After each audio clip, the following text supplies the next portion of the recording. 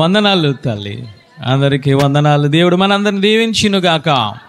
Hebrew పత్రిక 10వ అధ్యాయం 31వ వచనం చదువుకుందాం. జీవము గల దేవుని చేతిలో, జీవము గల దేవుని చేతిలో పడుట భయంకరము, పడుట భయంకరము. ఎవరు జీవము గల దేవుడు అనంటే మన యేసయ్య, తండ్రి కుమార పరిశుద్ధాత్మ దేవుడు. ఆయన చేతుల్లో పడుట బహు భయంకరము అని ఆయన మాట్లాడుతున్నారు. ఈ వాక్యముతో పరిశుద్ధాత్మ దేవుడు మనతో మాట్లాడును గాక. ఎప్పుడు పడతామయ్యానంటే మత్తయి సువార్త 23:12. తన్ను తాను హెచ్చించుకున్నవాడు తగ్గింపబడును, తన్ను తాను తగ్గించుకున్నవాడు హెచ్చింపబడును. హల్లెలూయా. అంటే నువ్వు జీవము గల దేవుని చేతిలో పడడానికి గల కారణం ఏమిటయ్యానంటే నీకు నీవు హెచ్చించేసుకుంటున్నావు. నీకు నువ్వు హెచ్చించేసుకోవడం, దేవుణ్ణి చూశాను అంటే దేవుని చేతిలో పడడము బహు భయంకరం. ఏమిటి హెచ్చించుకోవడము అయ్యానంటే, దేవుడు అబ్రహాము గారి దగ్గరికి వచ్చి ఆ యొక్క సొదొమ గుమర కోసం మాట్లాడుతున్నారు. ఏమిటయ్యానంటే, అబ్రహాము సొదొమ గుమర మొర ఆకాశమును అంటిందయ్యా, చాలా హెచ్చుగా ఉన్నది. నువ్వు హెచ్చించుకోవడం అనంటే నువ్వు పాపములో పరిపక్వము చెందడమే. నువ్వు హెచ్చించుకోవడం అనంటే దేవుని మాటను నిర్లక్ష్య పెట్టడమే, దేవుని యొక్క కట్టడలను నిర్లక్ష్య పెట్టడమే. ఏమిటి తగ్గించుకోవడం అంటే దేవుని మాటకు విధేయత చూపడమే. చప్పట్లు కూడా దేవాతి దేవుని స్తుతిద్దాం. హల్లెలూయా. అందుకే దేవుడు స్వయంగా మాట్లాడుతున్నారు. ఏమిటంటే, తనకు తాను హెచ్చించుకున్నవాడు తగ్గించబడును, తనకు తాను తగ్గించుకున్నవాడు హెచ్చింపబడును. హల్లెలూయా. ఇక్కడ సొదొమ గుమర ఏ విధముగా ఉన్నారంటే పాపములో హెచ్చుగా ఉన్నారు. పాపములో అక్కడ లేఖనము సెలవిస్తుంది. 18వ అధ్యాయం 21వ వచనం చూడండి తల్లి. ఆది కాండము 18వ అధ్యాయం 21వ వచనం. నేను దిగిపోయి నా ఎద్దకు వచ్చిన ఆ మొర చెప్పుననే వారు సంపూర్ణముగా చాలు తల్లి. అంటే వారి పాపము ఏ విధముగా ఉన్నదంటే దేవుడు చూసేటప్పటికి పరిపూర్ణమైపోయింది, సంపూర్ణమైపోయింది. మన భాషలో చెప్పాలంటే ఆ సొదొమ గొమొర్ర పాపము పండిపోయింది. అంటే హెచ్చించుకోవడం అని అంటే నీ పాపము పండిపోవడమే దేవుని దృష్టిలో. సొదొమ గొమొర్ర వారు చేసిన పాపము మొర దేవుని దగ్గరికి వెళ్ళింది. ఆ మొర కోసము, ఆ పాపము కోసం ఆయన మాట్లాడుతున్నారు. అది బహు భారమైపోయింది. మూడవదిగా అంటూ ఉన్నారు, ఆ పాపము సంపూర్ణమైపోయింది, పరిపూర్ణమైపోయింది. అక్కడ ఏంటి పరిపూర్ణమైనదంటే, వారు తినుచు త్రాగుచు సూకించుచు వారికి ఇష్టం వచ్చినట్లు వారు వివాహము చేసుకుంటూ వారు జీవిస్తూ ఉన్నారు. అది దేవుడు చూశాడు. ఈరోజు ఈ లోకంలో ఏమి కనబడుతుందనంటే తినడము, తాగడము, సుఖించడము, వ్యభిచారము చేయడము, దేవునికి ఇష్టం లేని హేయమైన కార్యములు అన్నీ చేయడము. అది నీ పాపము, నా పాపము పరిపూర్ణమైపోయింది అనుకోండి, అది ఎక్కడికి వెళ్తుందయ్యానంటే దేవుని దృష్టికి వెళ్తుంది. అందుకు హెబ్రీ పత్రికలో ఆయన మాట్లాడుతూ నీకు నీవు పాపము విషయంలో హెచ్చుగా వెళ్ళిపోతే ఆయన అంటూ ఉన్నారు, జీవము గల దేవుని చేతిలో పడతావో జాగ్రత్త అని ఆయన మాట్లాడుతున్నారు. సొదొమ గొమొర్ర ఆ పట్టణము దేవుని చేతిలో పడింది. దేవుడు ఏం చేశారయ్యానంటే వాడిని అగ్ని గంధకములతో కాల్చివేశారు. అక్కడ ఒక అతను తగ్గించుకుని ఉన్నాడు, లోతు. హల్లెలూయా. ఏ విషయంలో? పాపము విషయంలో తగ్గించుకుని ఉన్నాడు. దేవుడు ఆ లోతును హెచ్చించడం మొదలుపెట్టారు. హల్లెలూయా. రక్షించడం మొదలుపెట్టారు. ఈరోజు నీ పాపము, నా పాపం ఏ విధముగా ఉంది? భారం అయిపోతుందో ఆయన దృష్టిలో? నీ పాపము మొర పెడుతుంది, నువ్వు మొర పెట్టవు, నువ్వు ప్రార్థన చేయు, నువ్వు మోకరించవు, కానీ నీవు చేసిన పాపములన్నీ కూడా దేవుని దగ్గరికి వెళ్ళి ఏం పెడతాయట? మొర పెడతాయి. ఆ మొర నువ్వు తగ్గించుకోవాలంటే నీవు మొర పెట్టాలి. హల్లెలూయా. నువ్వు పరిశుద్ధంగా తీర్చబడాలి. దేవుని వాక్యం ఏ విధంగా నీతో మాట్లాడుతుందో దానికి విధేయత చూపుతూ ఉండాలి. విధేయత చూపుతూ ఉంటే నువ్వు దేవుని చేతుల్లో పడవు. లేదు ఈ వాక్యము నాకు కాదు, దేవుడు నాతో మాట్లాడలేదు, నేను పరిశుద్ధుని అని నీవు కట్టిన హృదయములో ఉన్నావునంటే, అతను కట్టిన హృదయము గలవాడు కీడులో పడును అంటే ఎవరి చేతిలో పడుతున్నావు తెలుసా? జీవము గల దేవుని చేతుల్లో పడుతూ ఉన్నావు. మరి పాపం పండిపోతే హెచ్చైపోతే ఏం చేయాలంటే నీవు తగ్గించుకోవాలి. ఏ విధంగా తగ్గించుకోవాలా అంటే యాకోబు పత్రిక, యాకోబు గారు రాసిన పత్రిక 4వ అధ్యాయం 18 ప్రభువు దృష్టికి మిమ్మల్ని మీరు తగ్గించుకొనుడి, అప్పుడు ఆయన మిమ్మును హెచ్చించును. హల్లెలూయా. ఏమిటి తగ్గించుకోవడం అని అంటే 7, 8, 9 వచనాల్లో ఆయన మాట్లాడుతున్నారు. ఒక్కసారి మనం జాగ్రత్తగా చూసుకున్నట్లయితే 8వ వచనము, దేవుని యొద్దకు రండి, అప్పుడు ఆయన మీ యొద్దకు వచ్చును. పాపులారా మీ చేతులను శుభ్రము చేసుకొనుడి, దీమనస్కులారా మీ హృదయమును పరిశుద్ధపరచుకోండి. హల్లెలూయా. నువ్వు హెచ్చించుకోవడం అంటే పాపంలో బ్రతకడము, నువ్వు తగ్గించుకోవడం అంటే నీ చేతులను పరిశుభ్రంగా కడుక్కోవాలి. హల్లెలూయా. దేనితో కడుక్కోవాలి అయ్యానంటే వాక్యముతో కడుక్కోవాలి. నీ చేతులనే కాదు, నీ హృదయమును కూడా కడుక్కొని పరిశుద్ధపరుచుకోవడమే ఆయన అంటూ ఉన్నారు తగ్గించుకోవడం. హల్లెలూయా. మరి ఏ విధముగా తగ్గించుకుంటావు అనంటే ఆ 9వ వచనములో ఆయన మాట్లాడుతున్నారు. ఏమిటనంటే వ్యాకులపడుడి, దుఃఖపడుడి, ఏడువుడి, మీ నవ్వు దుఃఖమునకును మీ ఆనందము చింతకును మార్చుకునండి. చప్పట్లు కూడా దేవాది దేవుని స్తుతిద్దాం. హల్లెలూయా. అంటే నీ పాపమును నుంచి నువ్వు తగ్గించుకోవాలి అని అంటే ఆయన ఒక మార్గాన్ని నీకు తెలియజేస్తూ ఉన్నారు. ఏమిటయ్యానంటే నీ చేతులను శుభ్రం కడుక్కో, నీ హృదయాన్ని పరిశుద్ధపరచుకో. ఏ విధముగా పరిశుద్ధపరచుకుంటావు, ఏ విధంగా నువ్వు కడుగుకుంటావు అనంటే దుఃఖపడుడి, వ్యాకులు పడి ఏడవండి. హల్లెలూయా. ఈ విధముగా నువ్వు చేస్తే ఏమి జరుగుతుందో తెలుసా? నువ్వు జీవము గల దేవుని చేతిలో నీవు పడవు, నీ హృదయము పరిశుద్ధమవుతుంది, నీ యొక్క అవయవాలన్నీ పరిశుద్ధముగా ఉంటాయి. హల్లెలూయా. అందుకే ఆయన మాట్లాడుతున్నారు 10వ వచనంలో, ప్రభువు దృష్టికి మిమ్మల్ని మీరు తగ్గించుకొనుడి, అప్పుడు ఆయన మిమ్మును హెచ్చించును. తగ్గించుకోలేదు సొదొమ గొమొర్రా వారు, దేవుని చేతిలో పడ్డారు, బూడిదైపోయారు. అదే నినివే పట్టణం వారు యోనా మాటలు విని తగ్గించుకున్నారు, దేవుడు వారిని హెచ్చించడం మొదలుపెట్టాడు. హల్లెలూయా. ఆ కీడుకు బదులు దేవుడు ఆ యొక్క మేలును చేయడం జరిగింది నినివే పట్టణం విషయంలో. హల్లెలూయా. ఈరోజు నీ ఆత్మస్థితి ఏ విధముగా ఉన్నది? ఒకానొక సమయంలో మనందరము జీవం గల దేవుని చేతుల్లో పడతాం. పడేటప్పటికి నువ్వు పరిశుద్ధంగా ఉంటూ ఉన్నావా? లేదా నీవు ఇంకా హెచ్చించుకొని ఇంకా పాపంలోనికి, ఇంకా దుష్టత్వంలోనికి, ఇంకా మూర్ఖత్వంలోనికి నువ్వు వెళ్ళిపోతూ ఉన్నావేమో? అలాంటి వారితో పరిశుద్ధాత్మ దేవుడు మాట్లాడుతున్నాడు. నువ్వు హెచ్చించుకుంటే దేవుని చేతిలో పడతావు, నువ్వు తగ్గించుకుంటే ఆ దేవుడే నిన్ను హెచ్చించడము మొదలు పెడతారు. హల్లెలూయా. అందుకే ఆయన అంటూ ఉన్నారు, జీవము గల దేవుని చేతిలో పడడము బహు భయంకరము. కొంతమంది వ్యక్తులు పడ్డారు దేవుని చేతిలో. ఎందుకు పడ్డారయ్యానంటే వారి చేతులు శుభ్రంగా లేవు, వారి హృదయం శుభ్రంగా లేదు. వారికి ఇష్టం వచ్చినట్లు వారి సొంత ఆలోచనతో, వారి సొంత బలముతో, తన సొంత శక్తితో దేవునికి వ్యతిరేకంగా పాపము చేశారు. ఎవరయ్యానంటే అన్యులు కాదు, దేవుని నమ్ముకున్న బిడ్డలే దేవుని చేతుల్లో పడ్డారు. ఎవరయ్యా మొట్టమొదట అంటే 1 రాజుల గ్రంథము 21వ అధ్యాయము 20వ వచనం చూడండి తల్లి. అంతటా ఆహాబు ఏలియాను చూచి నా పగవాడా నీ చేతిలో నేను చెక్కబడితినా అని పలుకగా ఏలియా ఇట్లనెను యెహోవా దృష్టికి కీడు చేయుటకును నిన్ను నీవే అమ్ముకొని ఉన్నావు గనుక నా చేతిలో నీవు చిక్కితివి. చిక్కాడు. ఎవరయ్యానంటే అహాబు రాజు చిక్కిపోయాడు. మొదట దేవుని చేతికి చిక్కాడు, రెండవదిగా యాజకుడు చేతికి చిక్కాడు.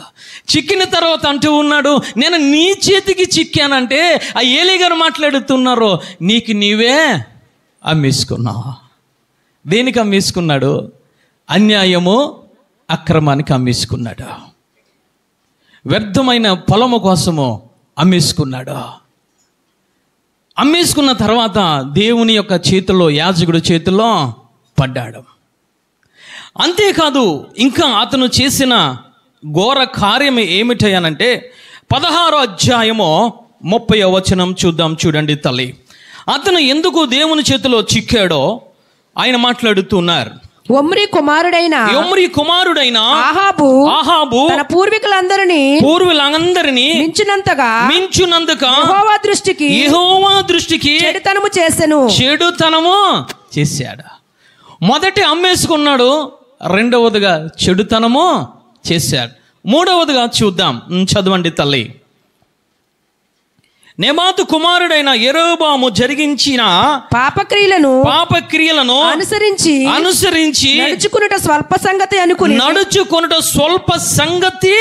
అనుకుని అతడు సీదోనీయులకు రాజైన యత్బాయి కుమార్తె అయిన యెజబెలును వివాహము చేసుకున్నాడు. ఎందుకు దేవుని చేతిలో చిక్కాడయ్యానంటే, ఒకటి అమ్మవేసుకున్నాడు, తనకు తాను అమ్మేసుకున్నాడు. రెండవదిగా దేవుని దృష్టిలో చెడు కార్యము చేశాడు. మూడవదిగా యెజబెలును వివాహము చేసుకున్నాడు. లేఖనము సెలవిస్తుంది, అంటే అక్కడ యెరోబాము జరిగించిన పాప క్రియలు అహాబు ఏమనుకున్నాడంటే స్వల్ప సంగతి అనుకున్నాడు. జాగ్రత్తగా వాక్యాన్ని గమనించాలి. పాపము చేయడము స్వల్ప సంగతి అనుకుంటున్నాడు. ఏమి పాపమయ్యానంటే, యెరోబాము విగ్రహాలను పూజించాడు, యెరోబాము బంగారు దూడలను నెలకొల్పాడు. ఆ నెలకొల్పడము, ఇతరులను అనుసరించడము దేవుని దృష్టిలో స్వల్ప సంగతి అనుకున్నాడు. ఈ 3 కారణాలుగా అహాబు దేవుని చేతికి చిక్కాడు. ఈరోజు మనము కూడా అనుకుంటూ ఉన్నాం ఏమిటనంటే, చిన్న విషయానికి అబద్ధానికి అమ్మేసుకుంటూ ఉన్నాను జ్యేష్ఠత్వ హక్కును, తిండికి అమ్మేసుకుంటున్నావు జ్యేష్ఠత్వ హక్కును, కంటి చూపు కమ్మేసుకుంటున్నావు జ్యేష్ఠత్వ హక్కును, ఈ లోక వేషధారణకు, ఈ శరీరస నేత్రస, ఈ జీవపు డంబనకు మృతమైపోయిన ఈ శరీరము కోసం అమ్మేసుకుంటున్నావు జ్యేష్ఠత్వ హక్కును. ఏమిటి జ్యేష్ఠత్వ హక్కునంటే, నీ రక్షణ వస్త్రమే. నిన్ను దేవుడు అద్వితీయ కుమారుడిగా నిన్ను చేర్చుకుంటూ ఉన్నాడు. ప్రథమ శ్రేణిలో దేవుడు నిన్ను నిలబెట్టాడు. అందుకే కొన్నాడనంటే, ఆయన స్వరక్తమనిచ్చి నిన్ను విలువ పెట్టి నిన్ను కొన్నాడు. నీవు ఏమి చేస్తున్నావు, నేను ఏమి చేస్తున్నానంటే, చిన్న చిన్న విషయాలకి మనం అమ్మేసుకుంటూ ఉన్నాం. ఇక్కడ చిన్న పొలమునకు అమ్మేసుకున్నాడు అహాబు. అదేవిధముగా చిన్న నోటి మాటకు మనం అమ్మేసుకుంటున్నాం, చిన్న చెడు నడతకు అమ్మేసుకుంటున్నాం. ఈరోజు మనం అనుకుంటున్నాము, ఎక్కడో అహాబు అమ్మేశాడు, అహాబు చెక్కబడ్డాడు అనుకుంటున్నాం. ఈరోజు రక్షింపబడిన బిడ్డలు ఈరోజు టీవీకి అమ్మేసుకుంటూ ఉన్నారు. రక్షింపబడిన బిడ్డలు అలంకరణకు అమ్మేసుకుంటూ ఉన్నారు. రక్షింపబడిన బిడ్డలు నేలి పాలిష్లకు అమ్మేసుకుంటూ ఉన్నారు. రక్షింపబడిన బిడ్డలు ఏదో గుమ్మడికాయలకు అమ్మేసుకుంటూ ఉన్నారు. దేవునికి చెక్కబడిపోతావు, జాగ్రత్త. దేవుని చేతిలో పడుట బహు భయంకరమైన అపోస్తలుడైన పౌలు గారు మాట్లాడుతున్నారు. మనం అనుకుంటూ ఉన్నాం ఏదో అహాబు అమ్మేసుకున్నాడు, ఈరోజు నువ్వు అమ్మేసుకుంటున్నావు. అన్యాయానికి, అక్రమానికి, లంచానికి, వడ్డీ డబ్బుగా అమ్మేసుకుంటున్నావు. ఈరోజు పరిశుద్ధాత్మ దేవుడు సంఘముతో మాట్లాడుతున్నాడు. దేనిని కమ్మేసుకొని ఇక్కడ కూర్చున్నావు? దేనికి అమ్మేసుకున్నావు నీ రక్షణ వస్త్రాన్ని? ఆయన ప్రాణముగా పెట్టి ప్రతి రక్త బిందువు నీ కోసము కార్చి ప్రాణము పెట్టి ఆయన నీకు విలువైన జ్యేష్ఠత్వపు నీకు హక్కుని ఇచ్చాడు. దానికి అమ్మేసుకుంటూ ఉన్నాం. రెండవదిగా చెడు నడతలు ద్వారా అహాబు దేవుని చేతికి చిక్కిపోయాడు. ఈరోజు దేని ప్రకారంగా నువ్వు నడవాలనంటే, వాక్యానుసారముగా నువ్వు నడవాలి, వాక్యానుసారముగా నువ్వు జీవించాలి. ఆత్మ ప్రేరణతో, పరిశుద్ధాత్మ సహాయంతో నువ్వు నడవాలి. కానీ ఈరోజు అన్యుల సహాయంతో నువ్వు నడుస్తున్నావు, అవిశ్వాసుల సహాయంతో నడుస్తున్నావు. లోక ఆశల ప్రకారముగా, నీ సొంత ఆలోచన ప్రకారముగా, నీ కుటుంబ సభ్యుల ప్రకారంగా నువ్వు నడుస్తున్నావు. అందుకే దేవుని చేతుల్లో పడిపోతూ ఉన్నావు. మూడవదిగా స్వల్ప సంగతి అనుకున్నాడు. ఇది చిన్న పాపమే అనుకున్నాడు. ఇది దేవుడు చూడలేదు కదా అని అనుకున్నాడు అహాబు. దేవుడు జ్ఞాపకము చేస్తూ ఉన్నాడు, ఇది స్వల్ప సంగతి అనుకున్నాడు అహాబు అని మాట్లాడుతున్నాడు పరిశుద్ధాత్మ దేవుడు. ఈరోజు నువ్వు అనుకుంటూ ఉన్నావు, ఈ ఒక్క రోజే పాపము, దేవుడు ఎన్నిసార్లు నీతో మాట్లాడినా పాపము కోసము, దేవుడు ఎన్నిసార్లు నీ అక్రమం కోసము మాట్లాడినా, దేవుడు ఎన్నిసార్లు నీ అన్యాయం కోసము మాట్లాడినా, దేవుడు ఎన్నిసార్లు నీ నోటి మాట కోసము మాట్లాడినా స్వల్ప సంగతిని తీసిపాటిస్తున్నావు. ఇది చిన్నదే కదా అని అనుకుంటున్నావు, ఇది పెద్దది కాదు కదా అని అనుకుంటున్నావు. దేవుని చేతుల్లో ఒకనొక రోజున పడిపోతావు. జాగ్రత్త. అహాబు రాజే సక్రమంగా వెళ్ళిపోతూ ఉన్నాడు.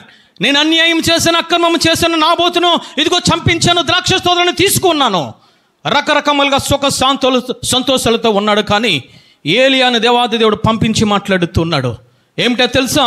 నీవు చిక్కబడ్డావు, భయంకరమైన దేవుని చేతులు నువ్వు పడిపోయావు.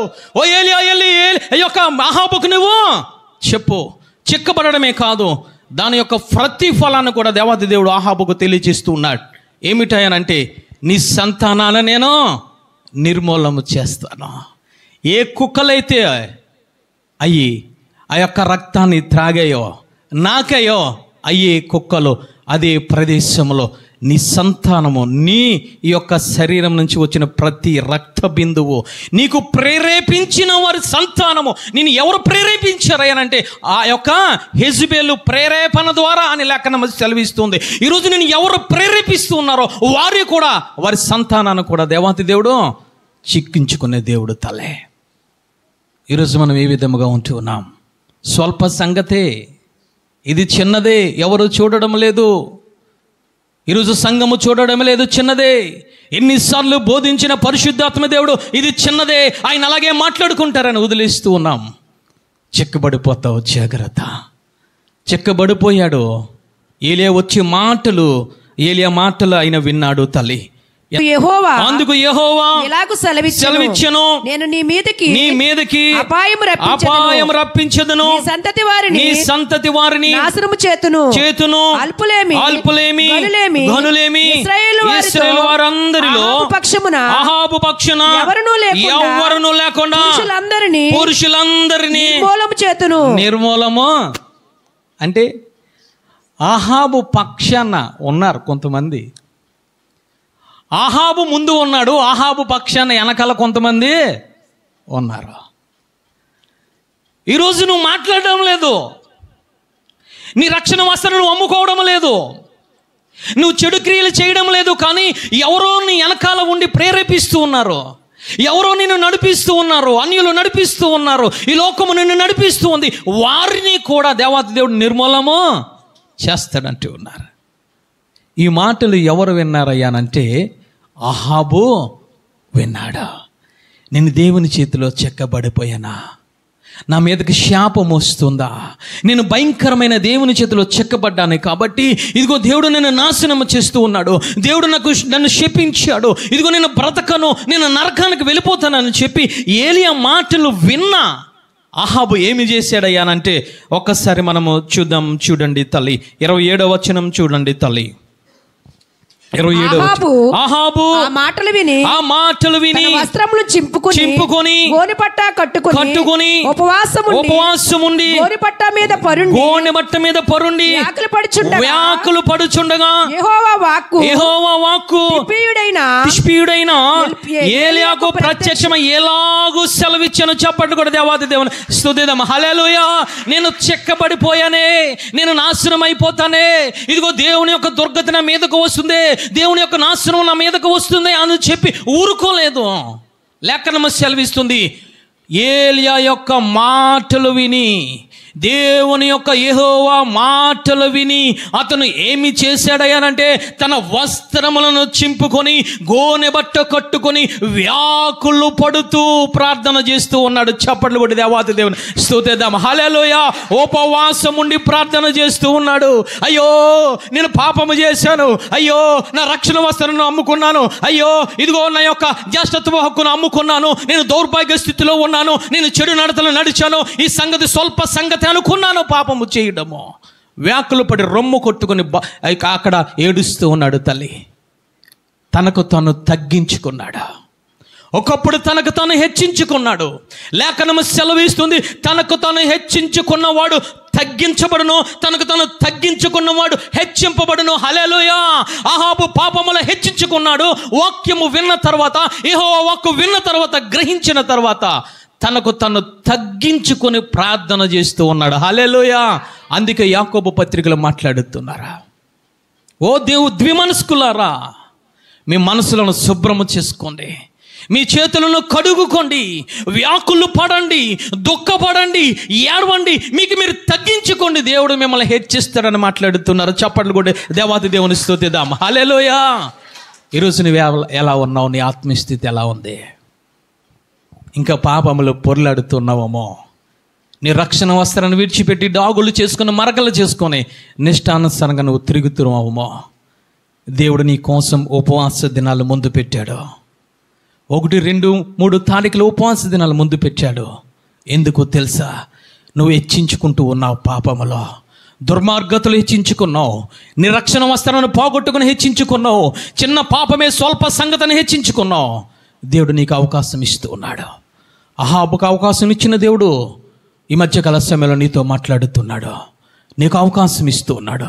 ఎందుకు తెలుసా? నీకు నువ్వు తగ్గించుకొని ఉపవాసం ఉండి గోనె బట్ట కట్టుకొని వ్యాకులు పడి దుఃఖపడి, ఇదిగో నేను పాపిని ప్రభువా నువ్వు ఒప్పుకుంటే ఎవరు చూస్తారో తెలుసా? యెహోవా నిన్ను చూస్తాడు. హల్లెలూయా. ఇక్కడ ఎవరు చూస్తారయ్యానంటే, యెహోవా వాక్కు తిష్పీయుడైన ఏలియాకు ప్రత్యక్షమై ఇలాగు సెలవిచ్చెను, అహాబు నాకు భయపడి వినయముగా ప్రవర్తించుట చూచితువా. చప్పట్లు కూడా దేవాది దేవుని స్తుతిద్దాం. హల్లెలూయా. మొదట హెచ్చించుకోవడము చూశాడు దేవుడు, రెండవదిగా తనకు తాను తగ్గించుకోవడం అహాబును చూశాడు.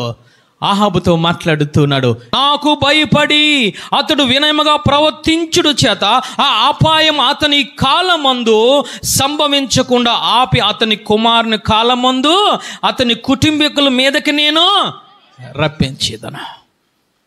దేవుడు మనసును మార్చుకున్నాడు. అందుకే ఇర్మియా గ్రంథంలో 18వ అధ్యాయం 8వ వచనంలో ఆయన మాట్లాడుతున్నారు, నా మాట విని నా యొద్దకు వచ్చినట్లయితే, నా వాక్యానుసారముగా ఇదిగో మీరు జీవించినట్లయితే నేను పశ్చాత్తాపపడే దేవుడును. హల్లెలూయా. నేను కఠినము చేసుకునే దేవుడును కాదు. నా మాట విని ఉపవాసం ఉండి వ్యాకులు పడి దుఃఖపడి నేను పాపిని ప్రభువా అని చెప్పి పాపాన్ని విడిచిపెడితే నేను చెయ్యవలసిన కీడును చెయ్యకుండా వారికి మేలు జరిగిస్తానని మాట్లాడుతున్నాడు. హల్లెలూయా. నేను పశ్చాత్తాపపడతానంటూ ఉన్నాడు ఆయన. ఈరోజు దేవుడు నీతో మాట్లాడుతున్నాడు తల్లి. ఈరోజు దేవుడు నేను ఇంకా ప్రేమిస్తూ ఉన్నాడు.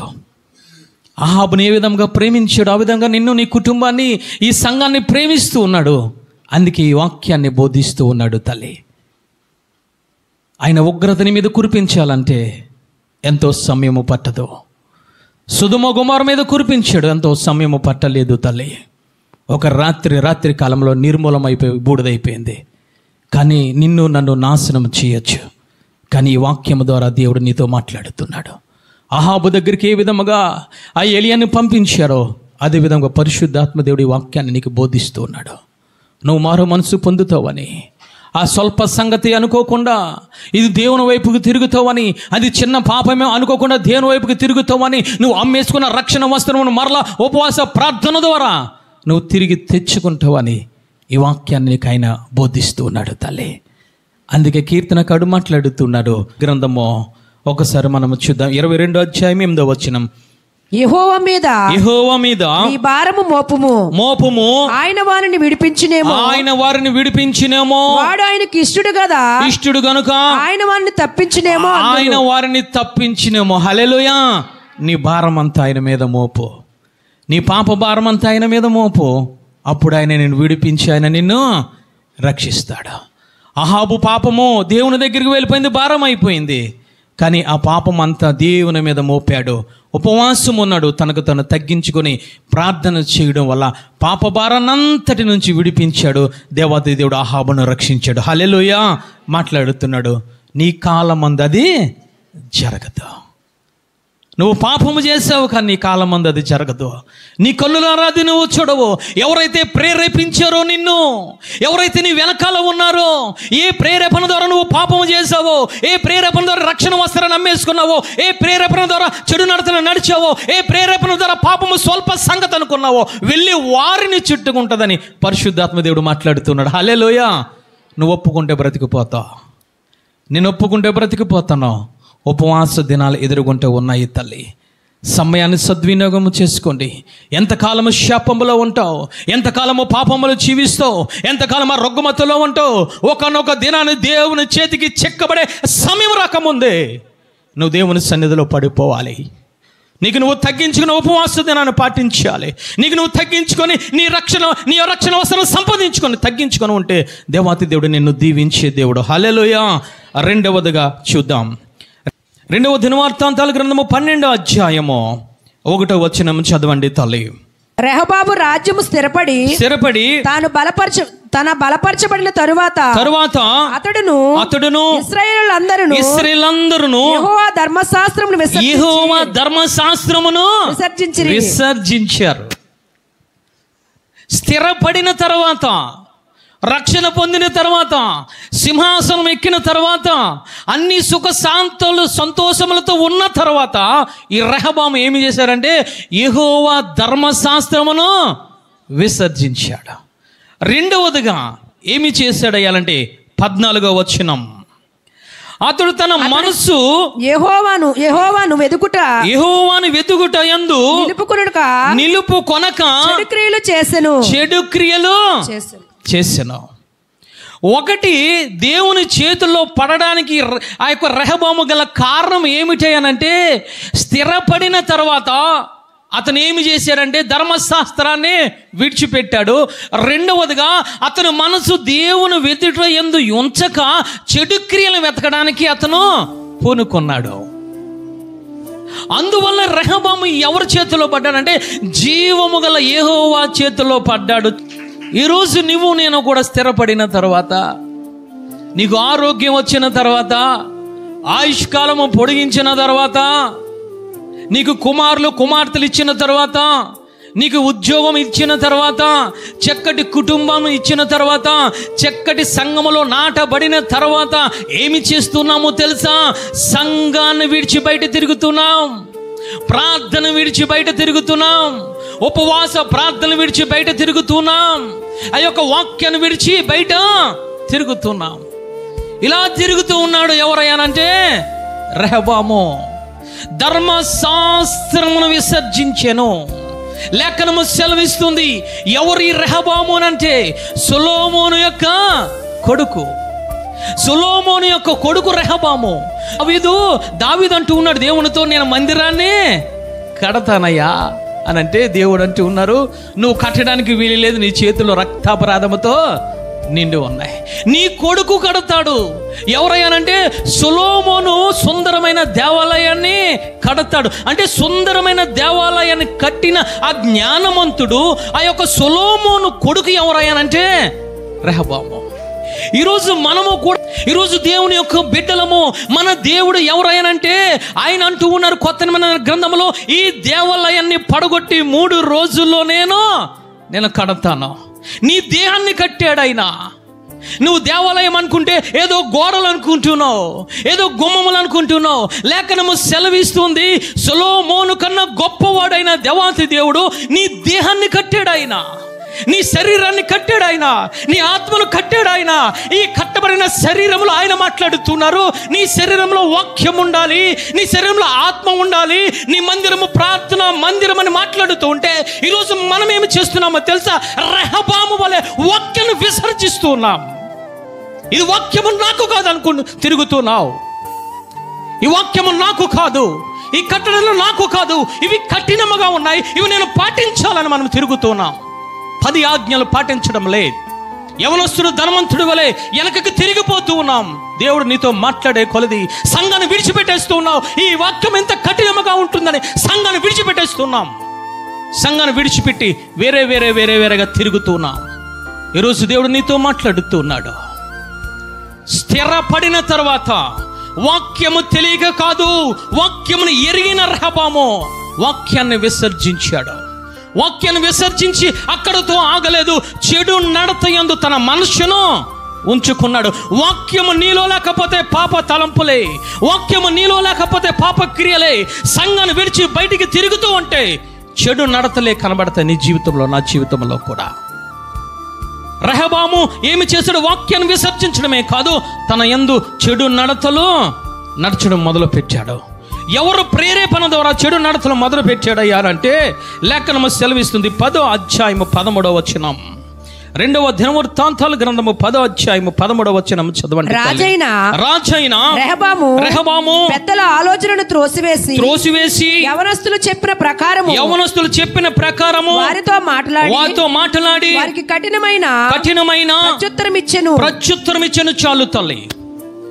ఎవరిని వెంబడించాడు ఆయనంటే ఆ దేశంలో, ఇశ్రాయేలు దేశంలో అనేక మంది పెద్దలు ఉన్నారు, ఆత్మ పొందుకున్న యాజకులు ఉన్నారు, నాయకులు ఉన్నారు. వారిని విసర్జించాడట రెహబాము.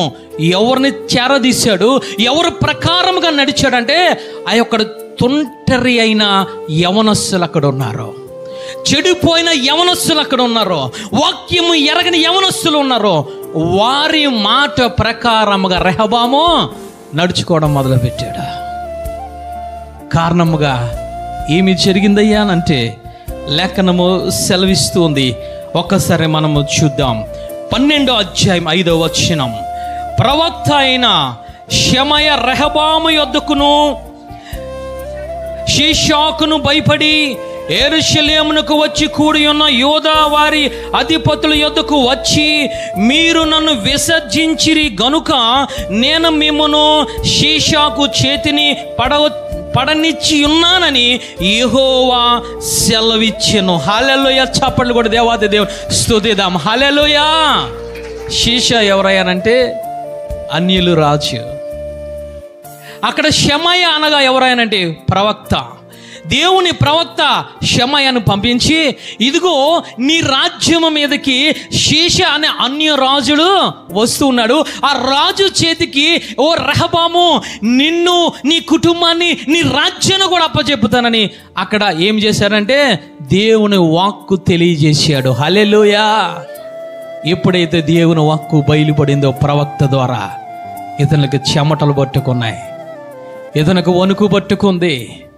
అయ్యో, నేను చెడు నడతలు నడిచానే, దేవుని ధర్మశాస్త్రాన్ని విడిచానే, ఇదిగో యవనస్తుల ప్రకారంగా నేను నడిచానే, దాని ఫలితముగా నేను ఎవరి చేతుల్లో పడ్డానో తెలుసా?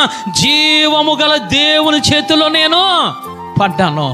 నాకు నేను హెచ్చించుకున్నాను. యవనస్తుల ద్వారా, ప్రేరేపణ ద్వారా నాకు నేను హెచ్చించుకున్నాను. ఇదిగో ధర్మశాస్త్రాన్ని విడిచిపెట్టాను, చెడు నడతలు నడిచాను. దేవుడు చూశాడు, షెమయ అనే ప్రవక్తను పంపించాడు అని చెప్పి ఏమి చేశాడయ్యానంటే అక్కడ మనము చూసుకున్నట్లయితే 6వ వచనము చదవండి తల్లి. 6వ వచనం. అప్పుడు ఇశ్రాయేలు అధిపతులను రాజును తమ్మును తామును తగ్గించుకొని యెహోవా న్యాయస్తుడని ఒప్పుకొని చప్పట్లు కూడా దేవాది దేవుని స్తుతిద్దాం. హల్లెలూయా. అప్పటి వరకు రెహబాము హెచ్చించుకోవడం మొదలు పెట్టాడు. ధర్మశాస్త్రాన్ని విడిచి చెడు నడతలు నడుస్తూ యవనస్తులు మాటలు విని హెచ్చించుకోవడం మొదలు పెట్టాడు. ఎప్పుడైతే దేవుని వాక్కు బయలుపడిందో వెంటనే వారు అంటూ ఉన్నారు, యెహోవా దేవుడని వారందరూ ఒప్పుకున్నారు, తమకు తాము తగ్గించుకున్నారు. లేఖనము సెలవిస్తూ ఉంది. అక్కడ మనము చూసినట్లయితే 7వ వచనము చూసినట్లయితే, గనుక యెహోవా వాక్కు షెమయాకు ప్రత్యక్షమై ఇలాగూ సెలవిచ్చెను, వారు తమ్మును తాము తగ్గించుకున్నారు గనుక నేను వారిని నాశనము చేయక షీషాకు ద్వారా నా ఉగ్రతను యెరూషలేము మీద కుమ్మరింపక త్వరలోనే వారిని రక్షించదను. చప్పట్లు కూడా దేవాది దేవుని స్తుతిద్దాం. హల్లెలూయా.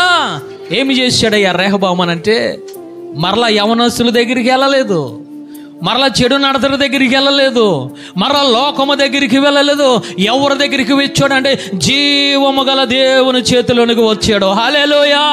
వచ్చి తనకు తాను తగ్గించుకొని ఉపవాసం ఉండి గోనె బట్ట కట్టుకొని, అయ్యా నేను చేసింది పాపమయ్యా, నేను ధర్మశాస్త్రాన్ని విసర్జించాను, నీ వాక్యాన్ని విసర్జించాను, నీ ప్రవక్తలను విసర్జించాను, నీ సంఘాన్ని విసర్జించాను అని ప్రార్థన చేయడం మొదలు పెడితే ఎవరు చూశారంటే యెహోవా దేవుడు చూశాడు. హల్లెలూయా. షెమయ ప్రవక్తని పంపించి అంటూ ఉన్నాడు, ఎల్లు రెహబాముతో చెప్పు, నేను వారిని నాశనం చేయనని చెప్పు. ఆ యొక్క రాజుకు అన్ని రాజుల చేతికి నేను అప్పగించనని చెప్పు. వారిని నేను రక్షిస్తానని చెప్పని దేవుడు మాట్లాడాడు. హల్లెలూయా. ఈరోజు నువ్వు నేను ఏం చేస్తున్నావు? రక్షింపబడిన బిడ్డలు, నీకు నాకు ఒక సింహాసనం ఉందని నీకు తెలుసా? నీకు నాకు ఒక రాజ్యం ఆయన ఏర్పాటు చేశాడని తెలుసా? నీకు నాకు ఒక స్థలము సిద్ధపరచడానికి వెళ్ళాడని నీకు తెలుసా? ఏదో రెహబాముకే సింహాసనం ఉందని నువ్వు అనుకుంటున్నావు. దేవుడు కూడా నీకు సింహాసనం ఇచ్చాడు. హల్లెలూయా. స్థిరపడిన తర్వాత, దేవుడు నీకు రక్షణనిచ్చిన తర్వాత, దేవుడు నీకు ఆత్మనిచ్చిన తర్వాత, దేవుడు నీకు స్థలము సిద్ధపరిచిన తర్వాత, దేవుడు నీకు సింహాసనము సిద్ధపరిచిన తర్వాత నువ్వు ఏమి చేస్తున్నావు అనంటే ధర్మశాస్త్రాన్ని విడిచి చెడు నడతలు నడుస్తున్నాం. ధర్మశాస్త్రాన్ని విడిచి యవనస్తులనే మాటలను వెంబడిస్తున్నాము. జాగ్రత్త తల్లి. జీవము గల దేవుని చేతిలో పడిపోతావు. ఆయన నీతో మాట్లాడుతున్నాడు. తల్లి, నువ్వు ఆయన చేతిలో నువ్వు ఉండాలి. నీకు నువ్వు తగ్గించుకొని ఉండాలి. నీకు నువ్వు హెచ్చించుకొని, ఎవరో మాటలు విని, ఎవరో చేష్టలు చేస్తూ ఉన్నారని, ఎవరో ఏదో తలస్తూ ఉన్నారని దేవుని వాక్యాన్ని విసర్జించి నీ ఇష్టానుసరమైన వారిని వెంబడిస్తూ ఉంటే ఒకనొక దినాన దేవుని చేతుల్లో పడిపోతావు. జాగ్రత్త. రెహబాము కన్నీరు కార్చాడు. రెహబాము ఉపవాసం ఉన్నాడు. రెహబాము గోనె బట్ట కట్టుకొని ఉన్నాడు. యెహోవా దేవుడని నమ్మాడు. దేవుని యొక్క తీర్పు తారుమారైపోయింది. హల్లెలూయా. దేవుడు పశ్చాత్తాపపడి మాట్లాడుతున్నాడు. రెహబాము సింహాసనాన్ని మీద నేను ఉంచుతానని చెప్పు. ఆ యొక్క రాజుల నుంచి విడిపిస్తానని చెప్పు. వారిని నేను రక్షిస్తానని చెప్పి మరలా ప్రవక్త ద్వారా ఆ వాక్కును దేవుడు పంపించాడు. హల్లెలూయా. ఈరోజు దేవుని విరుద్ధముగా నువ్వు తిరిగావా?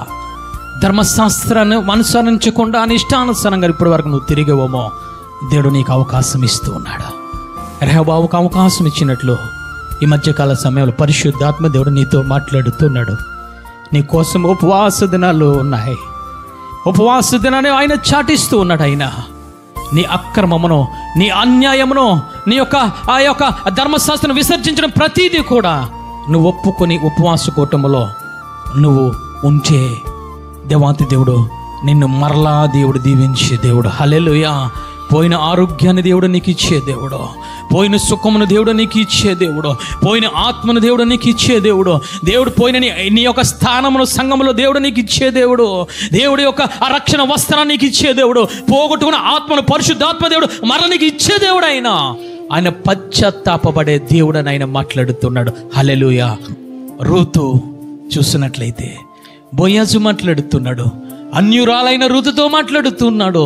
ఏమంటాయనంటే, నువ్వు పెద్దవారినే కానీ గొప్పవారినే కానీ ఎవరిని నీవు యవనులనే కానీ ఎవరిని నీవు వెంబడించలేదు. చప్పట్లు కొట్టి దేవాది దేవుని స్తుతిద్దాం. వెంబడించిన నయోమి జీవితాన్ని పోగొట్టుకుంది. వెంబడించిన నయోమిని భర్తను పోగొట్టుకుంది. మోయాబు దేశమును ఆ యొక్క ఆచారములను, మోయాబు ఆ మాటలను వెంబడించిన ఆ నయోమి ఆ భర్తను కాదు, ఇతర జ్యేష్ఠ కుమారులను పోగొట్టుకుంది.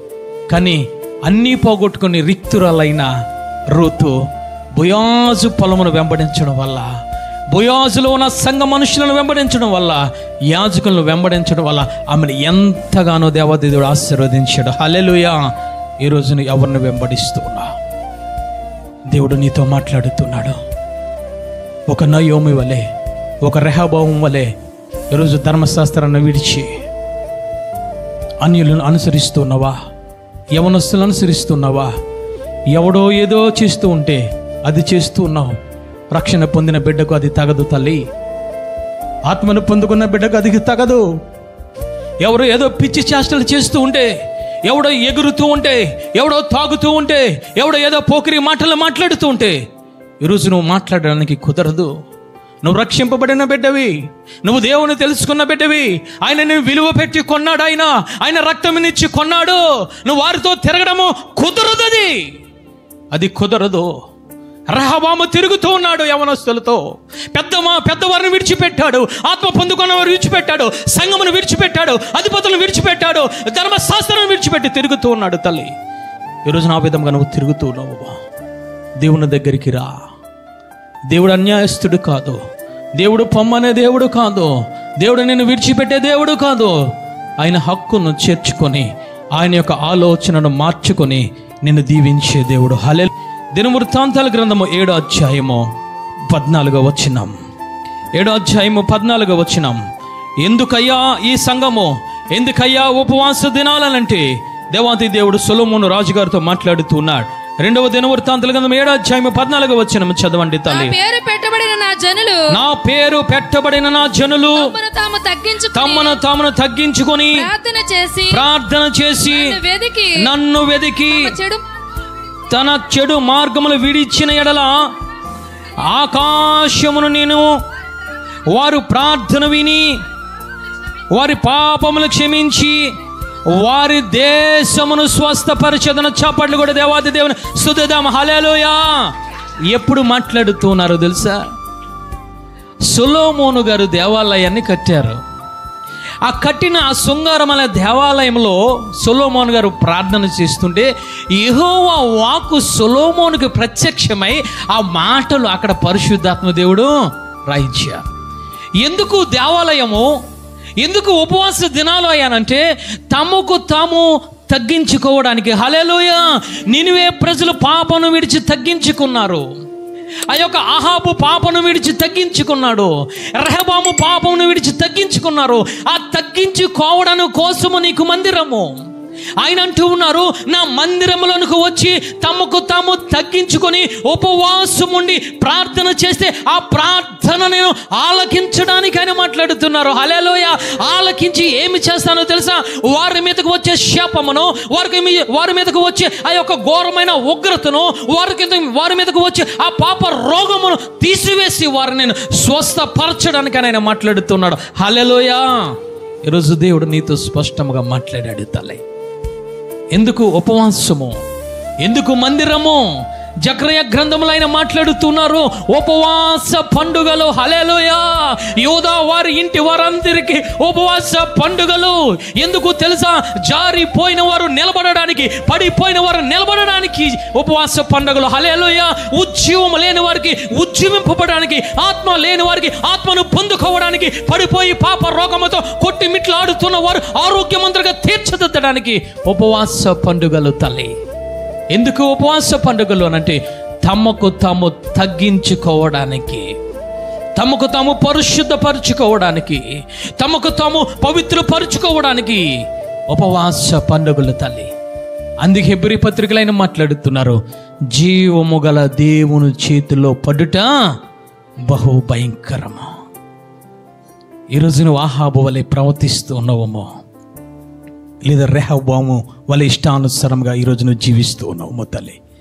దేవుని చేతిలో పడకుండానే గోనె బట్ట కట్టుకొని ఉపవాసం ఉండి ప్రార్థన చేస్తే, దేవాలయంలోకి వచ్చి కన్నీరు కారిస్తే ఆయన అంటూ ఉన్నారు, వారి ప్రార్థన నేను విని వారిని నిలబెడతాను, వారి ప్రార్థన నేను విని వారిని స్వస్థపరుస్తాను, వారి ప్రార్థనను విని వాళ్ళ కుటుంబాన్ని దీవిస్తాను, వారి ప్రార్థనను విని వారిని లేవనెత్తుతాను, వారు ప్రార్థనను విని కీడును బదులుగా మేలును చేస్తాను, పాపమును తీసివేసి పరుస్తానని మాట్లాడుతున్నారు తల్లి.